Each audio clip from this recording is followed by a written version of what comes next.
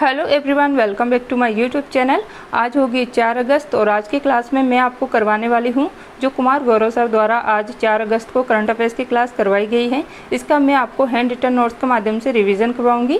इससे आपका टाइम भी बच जाएगा और आपकी पूरी क्लास का रिवीजन भी हो जाएगा। तो चलिए शुरू करते हैं आज की अपनी इंपॉर्टेंट क्लास बिना टाइम वेस्ट किए। और जो अपनी पिछली क्लास का रिविज़न होता है वो मैंने इस क्लास के एंड में ऐड किया है, तो आप इस क्लास को शुरू से एंड तक जरूर देखिएगा। तो चलिए शुरू करते हैं आज की क्लास का रिविज़न। तो आज का क्वेश्चन नंबर फर्स्ट है, वर्ष 2023 की फॉर्च्यून ग्लोबल 500 की सूची में शीर्ष स्थान किसे मिला है? तो इसमें शीर्ष स्थान मिला है वॉलमार्ट कंपनी को। फिर देखिए जो फॉर्च्यून ग्लोबल 500 है इसकी सूची जारी की गई है, तो इसके अंदर पूरे विश्व की टॉप 500 कंपनियों को राजस्व रेवेन्यू के आधार पर इसमें रैंक दी गई है और इसमें 31 मार्च 2023 तक के आंकड़े इसमें शामिल किए गए हैं। तो इसमें फर्स्ट रैंक किसकी है? तो पहले नंबर पर है वॉलमार्ट कंपनी जो कि यूएसए की है और ये लगातार 10वीं बार इसमें फर्स्ट रैंक पर है। सेकंड पर है सऊदी अरेबिका। और फिर देखिए भारत की 8 कंपनियां जो है टॉप 500 के अंदर शामिल है और टॉप 100 के अंदर भारत की एक ही कंपनी शामिल है और वो है रिलायंस इंडस्ट्री। और ये पूरे विश्व के अंदर 88वें नंबर पर है और भारत में ये फर्स्ट नंबर पर है। इसके बाद देखिए लैलन टॉप में भारत की नवीनतम महारत्न कंपनी ये है 12वें नंबर की REC, जिसकी फुल फॉर्म होती है रूरल इलेक्ट्रिफिकेशन कॉरपोरेशन। नेक्स्ट है ट्विटर के नए CEO ये बने हैं लिंडा याकरीना और ट्विटर का पहले लोगो हुआ करता था उड़ती हुई चिड़िया और अभी है ये X। इसके बाद देखिए नेक्स्ट है भारत का पहला हाइड्रोजन आंतरिक दहन इंजन H2ICE संचालित ट्रैक, इसका निर्माण किया गया है रिलायंस कंपनी के द्वारा। नेक्स्ट है रिलायंस इंडस्ट्रीज द्वारा लॉन्च कंज्यूमर गुड्स ब्रांड, इसका नाम क्या है? तो जो इसके कंज्यूमर गुड्स ब्रांड है इसका नाम है इंडिपेंडेंस। क्या है? इंडिपेंडेंस। नेक्स्ट है क्वेश्चन नंबर सेकंड, हाल ही में दुनिया की सबसे बड़ी 16 मेगावाट क्षमता वाली विशाल पवन टरबाइन कहाँ स्थापित की गई है? तो ये स्थापित की है चाइना के अंदर इसको स्थापित किया गया है। देखिए इसका नाम क्या है? तो MYSE 16-260 इसका नाम है और ये विश्व की सबसे बड़ी 16 मेगावाट क्षमता वाली पवन टरबाइन है और इसकी स्थापना जो है दक्षिण चीन सागर में की जा रही है। इससे फ़ायदा होगा कि हमें स्वच्छ ऊर्जा प्राप्त होने वाली है और कार्बन का उत्सर्जन इससे कम होगा। इसके बाद देखिए लैलन टॉप में चीन का शोक ये हवांगो नदी को कहा जाता है और इसी को येलो रिवर भी कहा जाता है। इसके बाद देखिए SCO, इसका हेडक्वार्टर बीजिंग चाइना के अंदर है। इस SCO की स्थापना हुई थी 1996 में और इसका 9th मेंबर अभी बना है ईरान। और साथ ही में देखिए इसके अंदर अभी टोटल 9 देश शामिल है और इसकी स्थापना हुई थी जब 1996 के अंदर, तब इसका नाम क्या था? संघाई 5 के नाम से इसकी स्थापना हुई थी और 2001 के अंदर इसका नाम हुआ था SCO। 2023 में इसकी होस्ट कंट्री है भारत और विदेश मंत्री की बैठक जो SCO की विदेश मंत्रियों की बैठक है ये गोवा के अंदर हुई है। नेक्स्ट है 3 जॉर्ज डैम, ये यांगटीसी नदी पर स्थित है चाइना के अंदर और जो चाइना की अंदर स्थित यांगटीसी नदी है ये एशिया की सबसे लंबी नदी है और इसी के सहारे संघाई शहर स्थित है। इसके बाद देखिए SCO की सांस्कृतिक राजधानी ये वाराणसी को बनाया गया है। G20 विदेश मंत्रियों की बैठक दिल्ली के अंदर हुई है। चीन की मुद्रा क्या है? तो यह है रेमनबी या फिर युआन। क्वेश्चन नंबर 3 है, हाल ही में CSIR NAL ने झीलों से खरपतवार हटाने के लिए जल दोस्त एयरबोट कहाँ लॉन्च किया है? तो ये लॉन्च किया गया है बेंगलुरु के अंदर। फिर देखिए जो जल दोस्त एयरबोट है इसको लॉन्च किया गया है CSIR NAL के द्वारा, इसको बेंगलुरु में लॉन्च किया गया है। इसका उद्देश्य है जो झील और नदियाँ होती है इसमें जो अत्यधिक खरपतवार होता है उसको नष्ट या समाप्त करना इसका उद्देश्य है। इसके बाद देखिए जो NAL है नेल, इसकी फुल फॉर्म है नेशनल एरोबेस लिमिटेड और जो CSIR है इसकी फुल फॉर्म है council of scientific and industrial research, जो है CSIR की फुल फॉर्म है। इसकी स्थापना 1942 में हुई थी। इसके अध्यक्ष होते हैं भारत के प्रधानमंत्री, जो भी प्रधानमंत्री पद पर होते हैं वो इसके अध्यक्ष होते हैं और अभी इसकी महानिदेशक है जो कि फर्स्ट महिला बनी है वो है नल्ला थम्बी क्लाइसेल्वी। इसके बाद देखिए नीति आयोग, अंतर्राष्ट्रीय परिषद और CSIR, इन तीनों के अध्यक्ष जो है प्रधानमंत्री होते हैं। लैलन टॉप में देखिए लिसा, तो ये ओडिशा सरकार द्वारा लॉन्च की गई AI आधारित एक क्षेत्रीय न्यूज़ एंकर है और ये भारत की फर्स्ट है। बार्ड, इसको गूगल के द्वारा इसको लॉन्च किया गया है और ये ओपन AI के काउंटर में इसको लॉन्च किया गया है और ओपन AI ने ChatGPT लॉन्च किया है और ओपन AI के वर्तमान में CEO है सैम अल्टमान। नेक्स्ट है जस्ट आस्क चैटबॉट, ये लॉन्च किया गया है मध्य प्रदेश सरकार और संयुक्त राष्ट्रीय जनसंख्या कोष के द्वारा जो है मध्य प्रदेश के अंदर इसको लॉन्च किया गया है और इसका मतलब होता है खुलकर पूछो। इसके अंदर देखिए आंसर देने के लिए मेल के अंदर ध्रुव है और फीमेल के अंदर दृष्टि है। जुगलबंदी चैटबॉट ये माइक्रोसॉफ्ट ने लॉन्च किया है। बहुभाषाएं जो बहुभाषाएं स्थानीय भाषाएं होती है इसके अंदर बातचीत करने के लिए। फिर देखिए चैट जीपीटी ये ओपन एआई ने लॉन्च किया है। माइटोकॉन्ड्रिया इसकी खोज अल्टमान ने की है।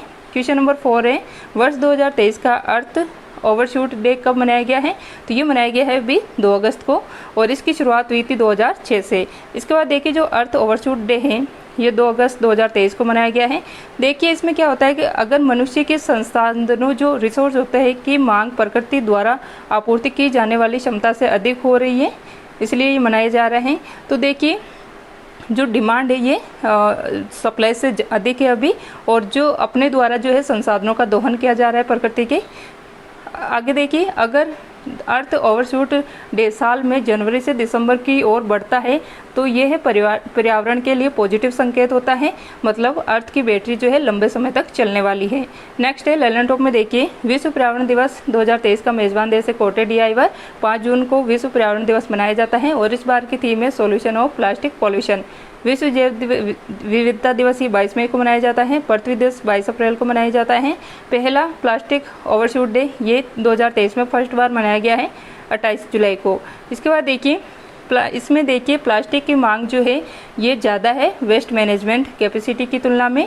और देखिए इससे क्या होगा कि जो प्लास्टिक है इससे सरप्लस मतलब इससे जो वेस्ट प्लास्टिक है इससे पोल्यूशन बढ़ने वाला है। नेक्स्ट है क्वेश्चन नंबर 5, हाल ही में राष्ट्रपति द्रौपदी मुर्मू ने उत्कर्ष एवं उन्मेष उत्सवों का शुभारंभ कहाँ पर किया है? तो ये क्या गया है भोपाल मध्य प्रदेश के अंदर। देखिए नेक्स्ट है कि राष्ट्रपति द्रौपदी मुर्मू जो कि मयूरभंज ओडिशा की रहने वाली है और ये राष्ट्रपति बनी है यशवंत सिन्हा को हराकर। तो देखिए अभी 3 से 5 अगस्त तक भोपाल मध्य प्रदेश में उत्कर्ष और उन्मेष महोत्सव का आयोजन किया जा रहा है। उत्कर्ष का उद्देश्य है जनजातियों की संस्कृति परंपरा का संरक्षण और विकास करना, इसका उद्देश्य है। और जो उन्मेष है इसका उद्देश्य है जो अंतर्राष्ट्रीय साहित्यिक महोत्सव है इससे संबंधित होने वाला है ये। फिर देखिए ललन टॉप में निर्विरोध निर्वाचित होने वाले राष्ट्रपति कौन है? तो ये है नीलम संजीव रेड्डी। राष्ट्रपति का निर्वाचक मंडल यह आर्टिकल 54 में है और इसमें इलेक्टेड जो MP होते हैं और इलेक्टेड MLA होते हैं ये इसके अंदर शामिल होते हैं। फिर देखिए राष्ट्रपति के महाभियोग के लिए बहुमत ये आर्टिकल जो है 61 के तहत जो है राष्ट्रपति पर महाभियोग चलाया जा सकता है और इसके लिए बहुमत की आवश्यकता होती है 2/3। राष्ट्रपति को सर्वोच्च सम्मान मतलब अभी हाल ही में जो राष्ट्रपति द्रौपदी मुर्मू इनको किस देश का सर्वोच्च सम्मान दिया गया है? तो ये सूरीनाम का दिया गया है। क्वेश्चन नंबर 6 है, हाल ही में देश का पहला रेडियो फ्रीक्वेंसी शिखर ऑफ आकाश का निर्माण किसने किया है? तो इसका निर्माण किया गया है भारत डायनामिक्स लिमिटेड द्वारा। तो देखिए इसको लॉन्च किया गया है या इसका निर्माण किया गया है जो रेडियो फ्रीक्वेंसी शिखर ऑफ आकाश किसके द्वारा निर्माण किया गया है इसका? तो भारत डायनामिक्स लिमिटेड द्वारा जो है रेडियो फ्रीक्वेंसी शिखर ऑफ आकाश का निर्माण किया गया है और इसका यूज़ करेगा DRDO। तो देखिए आकाश क्या होता है? तो सतह से हवा में मार करने वाली मिसाइल है ये, और शिखर क्या होता है? तो ये लक्ष्य को ट्रैकिंग करने वाला सिस्टम है। इसके बाद देखिए उसका उद्देश्य रहने वाला है कि सतह से हवा में वार करने वाली जो मिसाइल के द्वारा लक्ष्य की ट्रैकिंग करने में इसका यूज़ किया जाएगा। और फिर देखिए DRDO, तो DRDO की स्थापना हुई थी 1 जनवरी 1958 को। वर्तमान में इसके हेड है समीर कामत और APJ अब्दुल कलाम द्वीप जो है जिसका पहले नाम था व्हीलर द्वीप ओडिशा में स्थित है, ये इसका लॉन्चिंग स्टेशन है। फिर देखिए इसका देववाक्य क्या है DRDO का? तो इसका देववाक्य बलस्य मूलम विज्ञानम मतलब शक्ति का स्रोत विज्ञान है। ललन टॉप में देखिए एशिया के सबसे बड़ी हेलीकॉप्टर निर्माण फैक्ट्री ये तुमकुर कर्नाटक में स्थापित की जा रही है। किसके द्वारा? तो इसका निर्माण किया गया है जो Hindustan aeronautical company limited company है इसके द्वारा। फिर देखिए जो HAL है इसके द्वारा हल्का लड़ाकू विमान कौन सा बनाया गया है? तो ये है प्रचंड। हल्का लड़ाकू हेलीकॉप्टर तो है प्रचंड और हल्का लड़ाकू एयरक्राफ्ट पूछिए तो ये है तेजस। फिर देखिए रेडार की फुल फॉर्म क्या होती है? तो रेडार की फुल फॉर्म होती है radio detection and ranging. Next है निसार, तो निसार की फुल फॉर्म होती है NASA ISRO synthetic aperture radar. क्या होती है इसकी full form? NASA ISRO synthetic aperture radar. इसके बाद देखिए क्वेश्चन नंबर 7 है, formula student electric vehicle concept challenge में किस भारतीय प्रौद्योगिकी संस्थान के इलेक्ट्रिक रेसिंग कार को तीसरा स्थान मिला है, तो ये है IIT धनबाद की। देखिए formula student electric vehicle concept challenge, तो इसमें देखिए इसका आयोजन किया गया है बेंगलुरु के अंदर और इसमें फर्स्ट आया इंडोनेशिया और थर्ड स्थान पर है IIT धनबाद। तो इसमें देखिए जो स्टूडेंट है इन्होंने इलेक्ट्रिक व्हीकल का निर्माण किया इसमें, और इनकी टीम का नाम है मैग्निस्म। इसके बाद देखिए जो इलेक्ट्रॉनिक व्हीकल है इसको बढ़ावा देने के लिए सिडबी बैंक द्वारा इवोल्व ऐप लॉन्च किया गया है। ललन टॉप में देखिए इवोल्व ऐप या फिर मिशन लॉन्च किया गया है। ललन टॉप में देखिए IIT मद्रास का ऑफशोर कैंपस ये तंजानिया के जंजीबार में स्थापित किया गया है और इसकी फर्स्ट निदेशक बनी है प्रीति अगलायम। नेक्स्ट है IIT दिल्ली का ऑफशोर कैंपस ये UAE में स्थापित किया गया है।